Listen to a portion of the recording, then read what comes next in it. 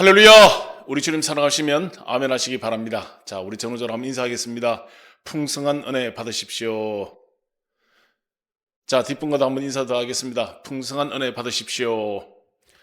오늘은 우리가 교회 오면 참 많이 듣는 설교 중에 하나인 탕자 이야기를 이 시대 2026년도의 각도로 오늘 우리가 함께 은혜를 나누도록 하겠습니다. 이 시대가 다 각박합니다. 그러나 하나님 말씀은 살았고 좌우의 날선 어느 검보다 예리하다라고 말을 하고 있습니다. 오늘 본문 말씀은 누가복음 15장 11절부터 32절, 집을 떠난 아들, 다시 돌아온 아들, 집안에 있는 아들, 이 아들에 대해서 함께 은혜를 나누도록 하겠습니다. 이 시대의 수많은 사람들이 교회를 떠납니다. 어떤 계기를 통하여 다시 돌아옵니다. 그러나 한 번도 떠나보지 않았지만 늘 하나님 안에 있었는데도 불구하고 하나님의 사랑을 모르고 때로는 원망, 불평할 때가 있습니다. 이 모든 부분을 어루만지시는 그 하나님의 은혜를 이 시간 함께 은혜를 나누는데요. 말씀의 제목은 잔치를 준비하신 하나님이라는 말씀으로 은혜를 나누도록 하겠습니다. 사람이 집을 떠나는 데는 몇 가지 이유가 있지만 첫째는 자유로워지고 싶어서 떠납니다. 자유로워지고 싶어요.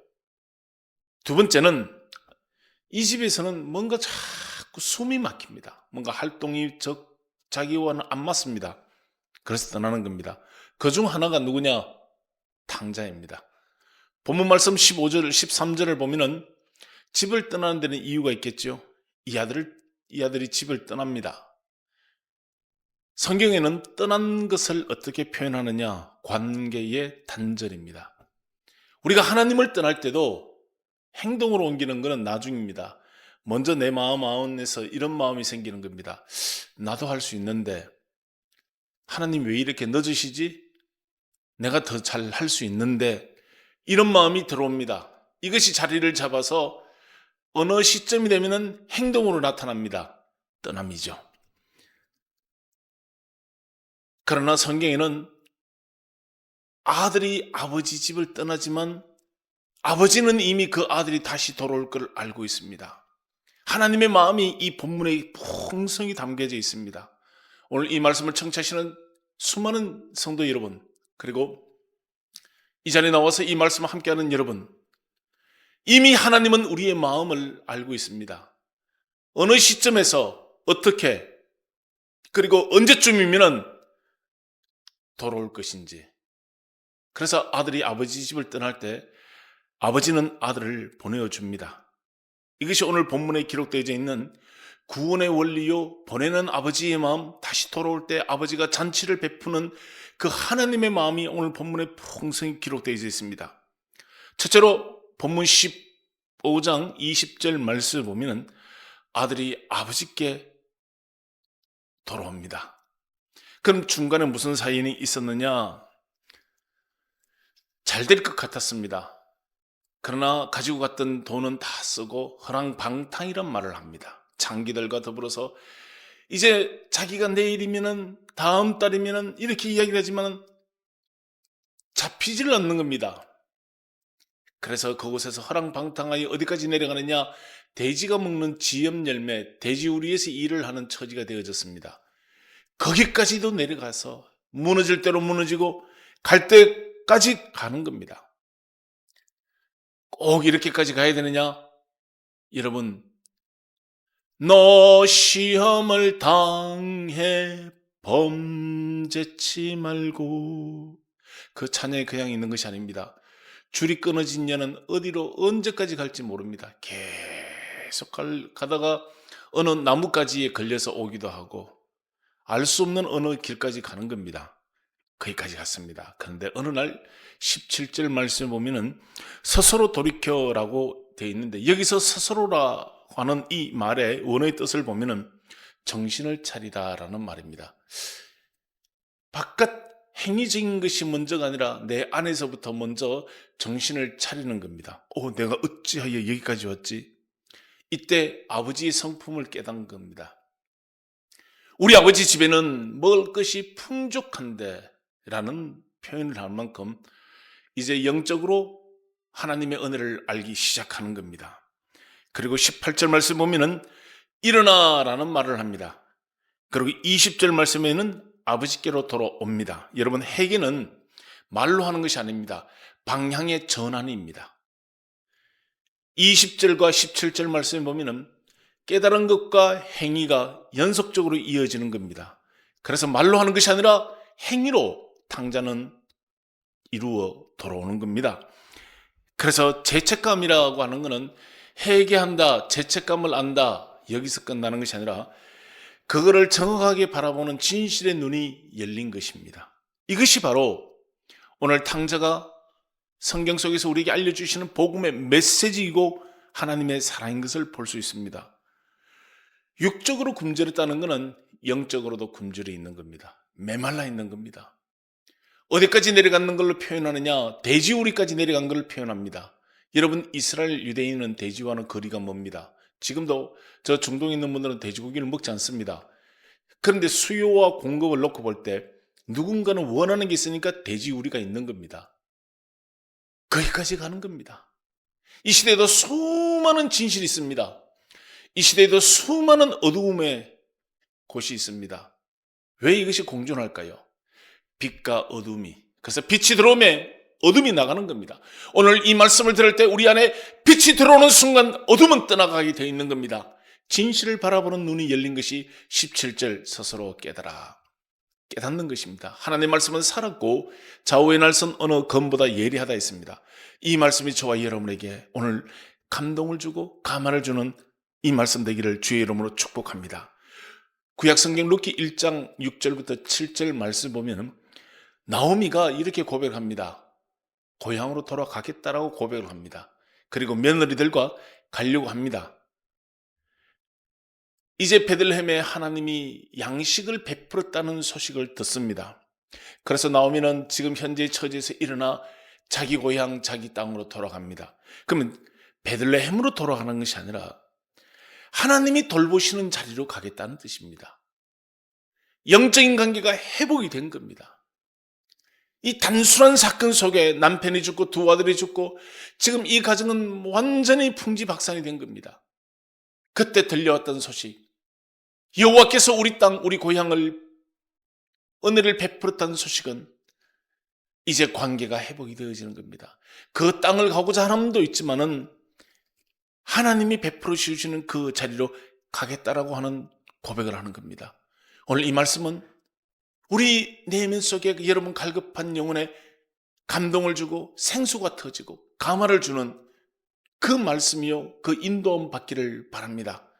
창세기 28장을 보면 야곱이 집을 떠납니다. 왜 떠났느냐? 떠날 때도 다 이유가 있는 겁니다. 아버지의 눈을 속였습니다. 형과의 관계가 좋지 않습니다.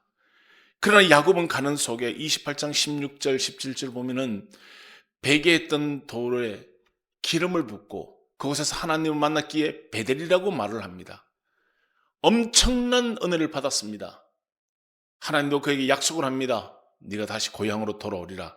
그러나 언제라고는 말하지 아니했습니다. 내려갑니다. 창세기 31장 3절 내 족속에게로 돌아가라. 이 말씀을 받기까지는 20년이 걸렸습니다. 아니 목사님, 뭐 가면 되지요. 서울에 있는 양반이 부산 가면 되지요. 여러분 고향 떠나 타지 사시는 분들이 고향 갈 줄 몰라서 못 갑니까? 때가 돼야 되는 겁니다. 다 때가 있는 겁니다. 그 때가 언제냐? 야곱은 엄청난 일을 그 삼촌 집에서 경험합니다. 그냥은 돌아올 수 없는 겁니다. 하나님이 그곳에서 야곱을 거부로 만들 수 있는 놀라운 능력을 그곳에서 키웁니다. 그 기간이 걸렸던 겁니다. 여러분 군대 가면 그냥 나옵니까? 제대하는 날짜까지 군생활을 해야 됩니다. 하나님이 오늘 저와 여러분을 광야대학을 보냅니다. 인생과를 보냅니다. 말할 수 없는 세월을 보내고 연단과 훈련을 보냅니다. 아니 그냥 나오면 되지. 거기에 들어가는 길은 쉬워도 나오기는 쉽지가 않은 곳입니다. 야곱이 돌아옵니다. 20년이 걸렸습니다. 출애굽기 2장 15절 말씀 보면 모세는 정말 의로운 일을 했습니다. 그런데 이게 이상하게 풀립니다. 살인자가 되어서 미디안으로 흘러갑니다. 40년이 걸렸습니다. 어느 날 하나님의 음성이 내 백성을 인도하여 나오거라. 출애굽기 3장 10절. 40년의 세월을 그곳에서 보냅니다. 나오면 되지요. 그게 그렇지 않습니다. 하나님이 맺어놓은 이 관계와 모든 과정 속에는 순서와 절차 속에서 꺾일 것도 꺾이고 새로 만들어질 건 새로 만들어지고 인생의 새로운 제철소를 보내어가지고 연단과 과정을 통해서 하나님이 원하는 그 모습과 모양대로 만들어져서 나오는 과정이 필요했던 것입니다. 오늘 저와 여러분에게 때로는 어떤 과정인지는 모르지만 우리가 사는 날이 인생이 살면 70이요 강건하면 80이라 했지만 그 가는 세월이 그렇게 만만하지가 않습니다. 탕자가 왜 집을 떠나야 했는가? 이것이 인류를 떠나는 하나님을 떠나는 인류의 모습이요 우리의 모습이요 우리의 과정입니다. 돌아오는 것도 하나님의 모습 속에 다 이루어져 있는 걸 볼 수 있습니다. 그래서 아주 멋있게 표현하고 있죠. 자, 이제 탕자가 돌아왔습니다. 저와 여러분이 오늘 이 시간에 하나님 앞에 왔습니다. 몸이 왔습니까? 마음도 이 시간 마음껏 주님 앞에 돌아올 수 있기를 풍성한 그 은혜 안에 있기를 바랍니다. 이때 둘째 어떤 일이 생기느냐? 15장 24절 말씀에 아버지의 표현이 멋있습니다. 다시 얻었노라. 다시 얻었노라. 20절 말씀 보면은 아들은 저기 있는데 아버지가 먼저 반응을 합니다. 가서 끌어안는 겁니다. 22절에 그 돌아온 아들을 위하여 회복의 조치로 무엇을 하느냐? 옷을 지어 입히고 손에 가락지를 끼우고 신에 신발을 신겨줍니다. 왜 이 세 가지를 했을까? 두 가지만 하고 아니면은 더 할 수도 있는데 여기는 놀라운 복음적 은혜와 능력이 있습니다. 옷을 바꾸는 겁니다. 옛날의 나의 모습을 바꾸어 버립니다. 보라, 이전 것은 지났으니 주 안에 새로운 피조물이라고 했습니다. 여러분 결혼식 할 때 헌옷 입습니까? 새 옷 입습니까? 그렇습니다. 누구를 만날 때 깨끗한 옷 입겠습니까? 헌옷 입겠습니까? 동일한 겁니다. 하나님 우리로 왔습니다. 과거에 누더기 옷을 싹 벗기시고 새 옷을 입힙니다. 가락지를 끼웁니다. 대부분의 이 가락지는 여러분 재산적 가치보다는 약속의 의미가 있습니다. 결혼식 할 때 뭐 끼웁니까? 그렇죠. 성경적 의미와 오늘 우리와의 관계가 아주 흡사합니다. 신발은 왜 신깁니까? 여러분 신발도 종류가 있듯이 복음의 신으로 바꾸어주는 겁니다. 신은 모든 곳을 다니는 겁니다. 신고.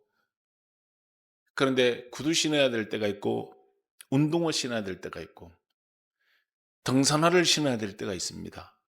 신을 바꾸어주는 겁니다. 그리고 본문 말씀 보면은 그 아버지의 표현을 보면은 죽었다라는 표현합니다. 이 말의 헬라의 뜻을 보면 너와 나의 관계가 죽었던 겁니다. 단절을 의미합니다. 다시 살아났다. 이 말은 파괴된 나의 삶을 회복시켜 주신 겁니다. 잃었다가 라고 할 때는 이 잃었다라는 말은 잠깐이 아닙니다. 찾을 수 없는 단계까지 갔던 겁니다. 다시 얻었다라고 하는 것은 확보되어진 겁니다. 사단에게 속아서 거짓의 영에 속아서 미혹에 속아서 아버지 집을 떠났고 너와 나의 관계가 깨어진 이 관계를 아들이 돌아오자 아버지가 먼저 액션을 취하듯이 이 시간에도 하나님은 우리에게 먼저 찾아오셔서 안아주시는 겁니다. 관계를 회복하는 겁니다. 너와 나의 관계가 다시금 회복되어지는 겁니다. 그리고 아버지가 무슨 말하냐? 23절에 먹고 마시자. 이 집안의 잔치를 벌리는 겁니다. 잔치가 일어나는 겁니다. 요한계시록 마지막에 우리에게 어린 양의 혼인잔치가 있듯이 수고했다. 말씀을 지키고 믿음을 지키고 교회를 지키고 하나님의 양떼를 지키고 사명을 이루기 위하여 수고했다.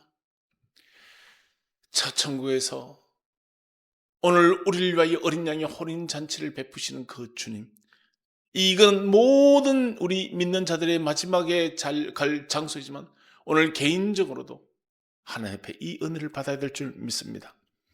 요한복음 20장 11절 말씀 보면 예수님의 부활을 첫 번째 전하였던 여인이 있습니다.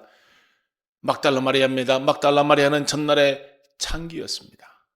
사람들에게 놀이개감이었습니다. 그리고 수많은 사람들에게 수치의 대상이었는데 그가 예수님을 믿고 난 다음 하나님의 그 사랑을 깨닫고 부활하신 예수님을 가장 먼저 전한 첫 메시지를 전하는 여인으로 하나님은 바꾸어 주시고 신분을 바꾸어 주셨습니다. 오늘 전날의 우리의 모습에서 이제 우리의 입이 열리는 첫 음성이 무엇이냐? 사셨네, 사셨네. 오늘 첫 메시지가 뭐냐? 염려와 근심은 누구나 있습니다. 그러나 우리 할 수만 있다면 첫 메시지는 우리 주님 살아계십니다. 간밤에도 살게 해주셨습니다. 오늘 이 거룩한 주일 아버지 앞에 올 수 있어서 감사합니다.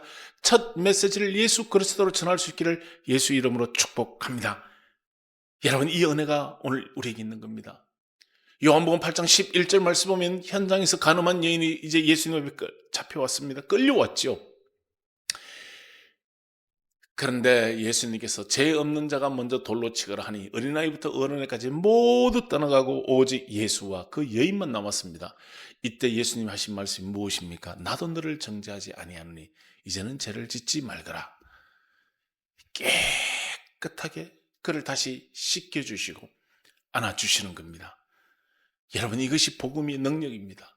오늘 이 말씀이 여러분의 삶을 깊이 있게 돌아볼 수 있도록 은혜를 주시는 겁니다. 우리는 새 사람이 되어졌습니다. 어제의 모습에서 이 아침 주님 앞에 왔습니다. 하나님, 오늘도 나에게 생명을 주셨습니다. 이 생명이 우리의 삶을 새롭게 하여 주시옵소서. 세 번째로는 31절에 집안에 있는 아들을 돌아보시는 아버지의 마음입니다. 그 마음이 어떻게 되어 있느냐?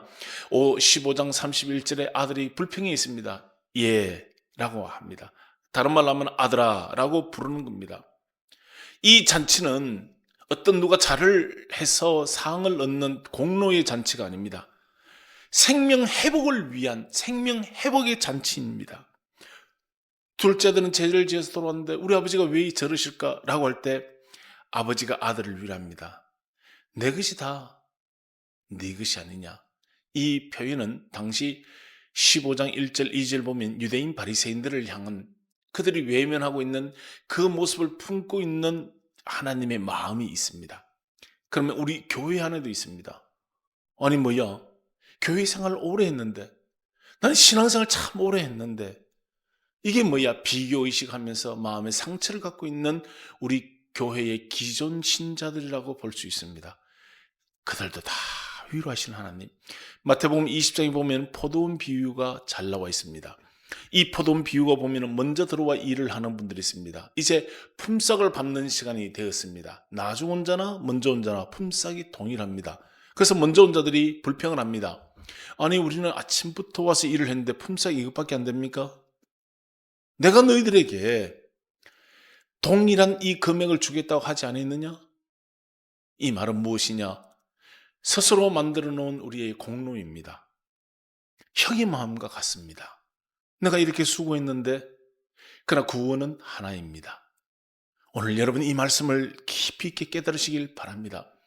우리가 병원을 가면은 응급실이 있습니다. 일반실이 있습니다. 일반실은 순서대로 예약한 순서대로 진료를 보면 됩니다. 그러나 응급실은 그렇지 않습니다. 응급 순서입니다. 저도 응급실을 가보았습니다. 응급입니다.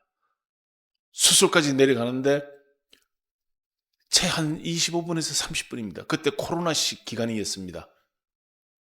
그렇게 급행으로 갈 수 있는 것은 그만큼 급했다는 겁니다. 오늘 구원은 여러분, 어머니 모태에서부터 신앙생활 한 분들도 있습니다. 죽기 직전에 구원받는 분도 있습니다. 구원은 하나님의 특별한 은총입니다. 여러분, 이 놀라운 사건이 전 인류가 하나님을 떠나 다시 돌아오는 모습을 볼 때 누가 먼저 올지 나중에 올지는 알 수가 없습니다. 그러나 돌아온 자들을 끌어안으시고 잔치하시는 그 아버지의 마음, 오늘 이 예배를 통하여 여러분의 심령이 회복되어지고 가족이 회복되어지고 관계가 회복되어지고 하나님의 그 풍성한 사랑이 나를 통하여 옆으로 이웃에게 우리 가정에 먼저 말 한마디부터 회복되어지는 오늘 이 복된 주일 되기를 예수 그리스도의 이름으로 축복합니다. 할렐루야. 오늘 이 아버지가 베풀어준 이 잔치가 영적으로 잔치이지만 육적으로도 우리에게 풍성한 잔치가 되기를 예수 그리스도의 이름으로 축복합니다. 할렐루야, 사랑합니다.